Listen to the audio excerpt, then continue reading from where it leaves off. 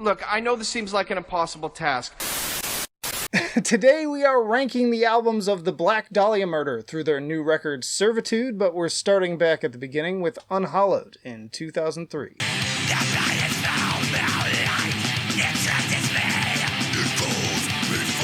Trevor, rest his soul, listed this album as his number 1 in his 2019 Kerrang! Interview, which I will link in the description. In spite of the shortcomings even he recognized in both the production and performances, it's just such a great debut. This was the beginning of a new modern chapter for melodic death metal that seemed to love and worship the genre's roots while also taking their own twist on it. Every song is a killer, but personal favorites for me include Funeral Thirst, Elder Misanthropy, and Closed Casket Requiem. I loved this album when it dropped, and I still love it to this day, and it's just so obvious to me why it rocketed them to the top of the scene and was also a pretty important transitional album for me from things like melodeath and metalcore to pure death metal, and for all those reasons, it is going to perfection. Next up is Miasma in 2005.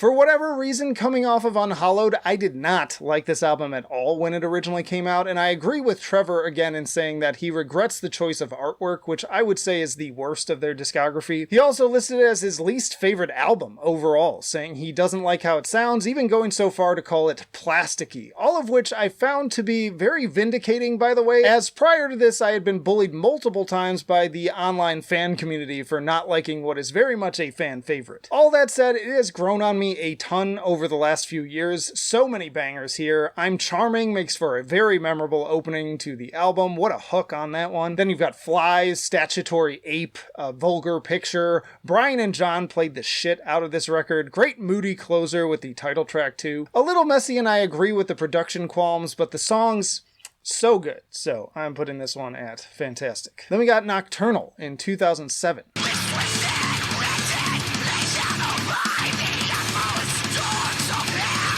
Number 4 on Trevor's list, and a bit of a seminal album for them, their highest rated on Metal Storm, I might add. This feels more like the album I was expecting after Unhallowed. It maintains the same spooky graveyard atmosphere and heavy riffs while greatly stepping up the performances and production. Everything Went Black really kicks the door in, and then we have another instant classic in the Castlevania-inspired What a Horrible Night to Have a Curse. Awesome title track moving seamlessly into the vicious razorblade riffs of Deathmask Divine. Climactic degradation slaps, and closer Warborn never fails to get me slowly banging my head. It might surprise some that this doesn't make my top, but there are albums I just slightly prefer over it, so this one is also going to fantastic, if slightly higher. Next up is Deflorate in 2009.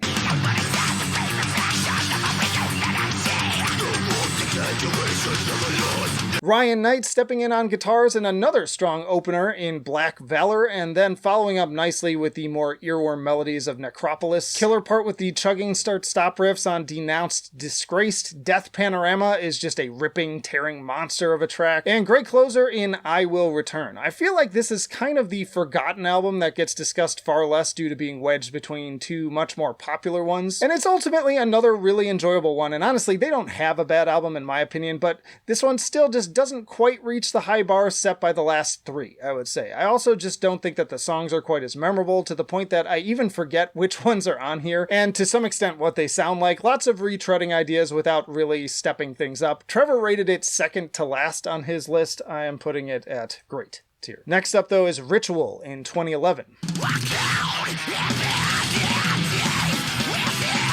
Yet another killer opener in A Shrine to Madness, but this thing really gets going with Moonlight Equilibrium, another top 10 track of their career if you ask me. Same goes for The Window, all around incredible song from those opening riffs to Trevor's unhinged screams and growls. And so many others, Carbonized in Cruciform, Den of the Picaresque with that insane bass, the Grave Robbers work. Appreciate the pacing here too, especially for one of their longer albums with slower, groovier tracks like On Stirring Seas of Salted Blood and Malenchantments of the Necrosphere. This was number 3 on Trevor's list, saying he wanted to come back hard after Deflorate, and man, do I think they succeeded. This may be my favorite cover art of theirs too. I'm putting it at perfection. Next up is Everblack in 2013.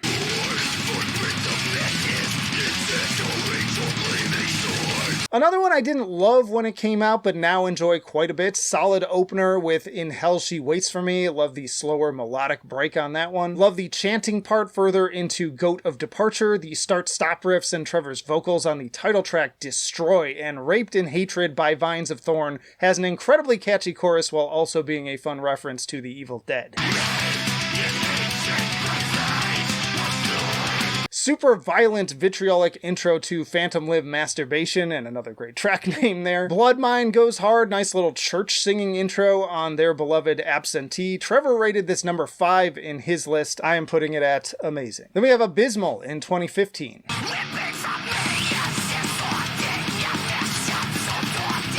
Another strong opener and Receipt. I love the touch of including the strings at the beginning and would love to hear more little quirks like this. Vlad, Son of the Dragon is my personal favorite with outstanding guitar work and those fun gang vocals. Solid title track. I dig Threat Level number 3, Refaced, The Advent, and Asylum are all bangers and very memorable and engaging melodies on The Fog. Also killer closer in That Cannot Die, which eternally is dead. I remember not caring much for this album at all when it came out, and a lot of people actually saying a lot of negative things about it, but re-listening now, I feel like it gets a bad rap. I was consistently banging my head this time. Trevor said that he pitched a completely different sound in regards to the production, but the label said no. I would love to hear that alternate version. He rated it third to last, but for me, I ended up putting it up amazing, which is a jump up from previous times I've done this. Then we got Nightbringers in 2017.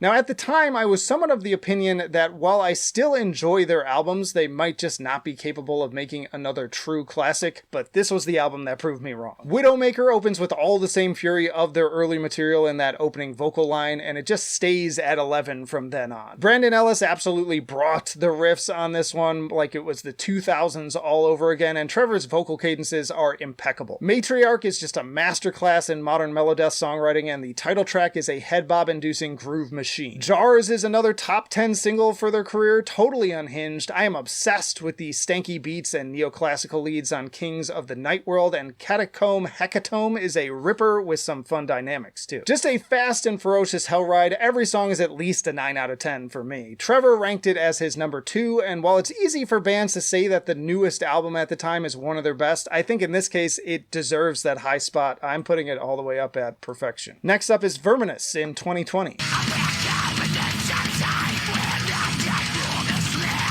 Strong opening title track gets me moving as usual. Killer riffs and drumming, and that chorus hook is very fun. Godlessly also quite good, and love the squealy riffs and backing vocals on Child of Night. Amazing soloing on Sunless Empire, and some more enjoyable riffing on the Werewolf's Feast, even if I'm not in love with the chorus on that one. But removal of the oaken stake continues to be one of my personal favorites here with its combination of spooky atmosphere and highly infectious rhythms. Lots to enjoy here as always, and really no mediocre tracks, but I still don't think it quite lives up to my personal favorites with this one. I felt that way when it came out. I still feel kind of similar. I think I like it a little bit more, but yeah, this is another one that ended up at great tier. And sadly, this would be Trevor's final album as he passed away just a year later at 41. And y'all, before I get to the new album, just a reminder, if you're enjoying the video, to hit the like button and also subscribe. I do tons and tons of these videos. There's thousands of them on the channel at this point. There's a whole playlist of just like death metal and melodic death metal rankings and so much more. So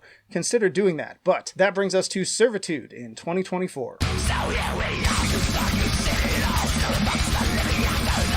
Now, I have to say I was pretty impressed with lead single Aftermath. I was definitely on the fence going in as to whether anyone could even attempt to fill Trevor's shoes, but ultimately the choice for Brian as a longtime member to step up from guitars to lead vocals rather than recruit from the outside feels like it paid off. He brings a lot of the same energy on this track, with Brandon and Ryan now pooling their talents side by side on guitars, and Max and Alan continuing to bring it on bass and drums respectively. Evening Ephemeral makes for a solid tone-setting opener with the acoustic guitars building us into the dark cemetery again atmosphere, and more strong vocals and dual guitar work. Lots of killer melodic riffing and soloing on the likes of Panic Hysteric, Asserting Dominion, and the title track. And then there's also tracks that continue to showcase the band's slower side, like Cursed Creator and second single Mammoth's Hand.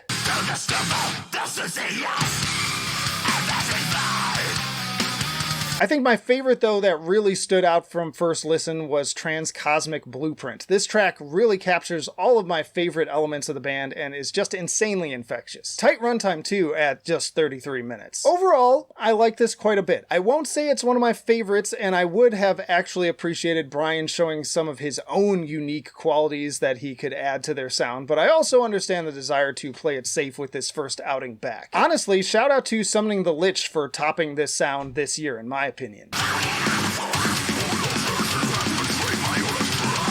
Definitely check out that album if you have not. Not to say that this album is bad, but I just want to prop up some of those underdogs as well. But more than anything, I think that Servitude mostly proves to me that the band has the tools necessary to continue on, and from here I would like to see just a little bit more experimentation. Like, keep that bass sound, but they've been doing it so long, and it is getting a little bit tired, so make this an opportunity to kind of like make it your own. Do some new wild stuff. Keep that foundation, just shake things up a little bit. So yeah, ultimately, I think this is an album that could end up raising up a bit over the years, like some of the other ones on this list did. But as of right now, I think it's kind of safe, and it's still, like I said, there's no bad albums. I'm going to put it at great tier. Y'all check out this playlist for more death metal and melodic death metal rankings, including stuff like Cannibal Corpse, or check out this for your personal YouTube recommendation. But let me know down in the comments, what do you think? Where do you agree? Where do you disagree? That'll do it for now. I will see you in the trenches.